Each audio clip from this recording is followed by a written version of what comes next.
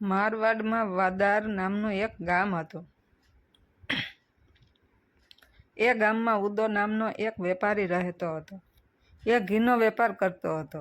ધંધામાં એ ન જોતો રાત કે ન જોતો દિવસ. ખૂબ મહેનત કરતો. ઘણીવાર તો રાત્રે પણ ઘી ખરીદવા નીકળતો. એ આટલી મહેનત કરતો હતો છતાં બહુ પૈસા કમાઈ શકતો ન હતો. એક દિવસ એણે ગુજરાતમાં જઈને વેપાર કરવાનો મનસૂબો કર્યો.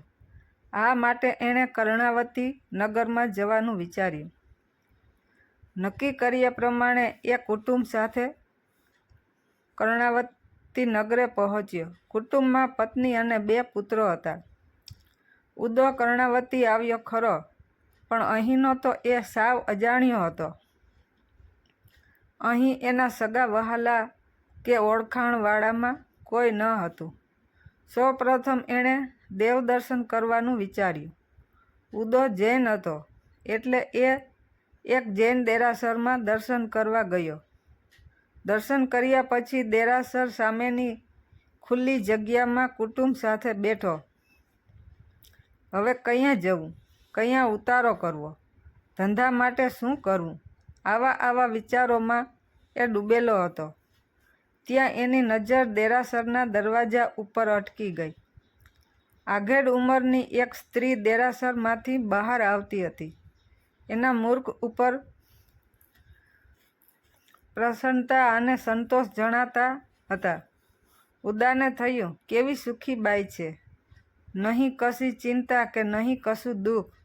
આ સ્ત્રીનું નામ લાછી હતું. એ છીપા જાતિની હતી. લાછીની નજર ઉદા ઉપર પડી. ઉદા ઉપર મુસાફરીના થાકની અસર ચોખ્ખી જણાતી હતી. એના કપડાં મેલા થઈ ગયા હતા. વળી એ કશીક ચિંતામાં હોય એવું લાછીને લાગ્યું. લાછીને થયું, આ કોઈ પરદેશી માણસ જણાય છે. લાછી સ્વભાવે ઘણી ઉદાર હતી. એ અતિથિને દેવ સમાન ગણતી હતી. એ ઉદાને પોતાના ઘેર લઈ ગઈ. એના પતિએ પણ ઉદા અને તેના કુટુંબને ભાવભર્યો આવકાર આપ્યો. લાછીએ એ સૌને માટે જમવાની વ્યવસ્થા કરી. ભોજન પૂરું થયા પછી એણે ઉદાને રહેવા માટે એક જુદા મકાનની ગોઠવણ કરી આપી. વળી ઉદો પોતાનું ઘર બનાવી શકે એ માટે થોડી જમીન પણ આપી. ઉદો ધંધો કરવા માંડ્યો. મહેનત અને હોશિયારીને લીધે થોડા વખતમાં એ ઘણું ધન કમાયો. નાણાંની થોડી બચત થઈ એટલે એણે મકાન બાંધવાનું નક્કી કર્યું અને લાછીએ એને આપેલી જમીનમાં પાયાનું ખોદકામ કરાવવા માંડ્યું. ખોદકામ કરતાં જમીનમાંથી ધન નીકળ્યું. નાણાં અને ઘરેણાંથી ભરેલો ચરુ. ઉદો તો એ ચરુ લઈને ઝટ લાછી પાસે આવ્યો. એણે કહ્યું, લાછી બહેન, તમારું ધન તમને સોંપવા આવ્યો છું.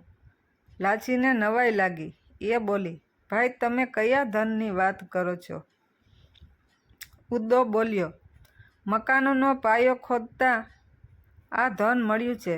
જમીન તમારી હતી એટલે એમાંથી નીકળેલું ધન તમારું જ કહેવાય. ના ભાઈ, એ ધન મારું ન કહેવાય. અમે જમીન તમને આપી દીધી એટલે એમાંથી નીકળેલું ધન તમારું કહેવાય. પણ ઉદો એમ કંઈ માને એવો ન હતો. એણે પોતાની વાત પકડી રાખી. લાછી પણ એકની બે ન થઈ. એણે તો ધનને હાથ અડાડવાની જ ના પાડી દીધી. છેવટે ઉદાએ એ ધનનો ઉપયોગ ધાર્મિક માર્ગે કરવાનો નિર્ણય કર્યો અને એણે એક વિશાળ દેરાસર બંધાવ્યું. આ સમયમાં મહારાજા કર્ણદેવ ગુજરાતના રાજા હતા.